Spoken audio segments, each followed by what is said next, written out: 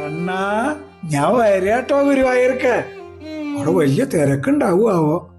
ആ തിരക്കിൽ നിന്ന് നിന്ന് നിന്ന് നിന്നെ കാണാൻ ആ ശ്രീലകത്തേക്ക് ഒന്നങ്ങോട്ട് നോക്കുമ്പോഴേക്കും എന്റെ ഗുരുവായൂരപ്പാ, നിന്റെ കാവക്കാര് പിടിച്ച് തള്ളാണ്ട് നീ നോക്കണം കേട്ടോ.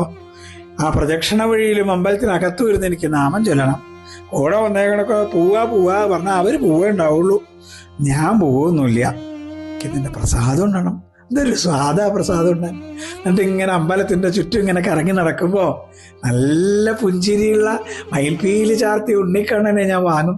എന്നും കാലത്ത് കുളിച്ചു തൊഴാനാ. പിന്നെ കളഭവും പഞ്ചാരയും പഴവും പായസവും ഒക്കെ വാങ്ങണം.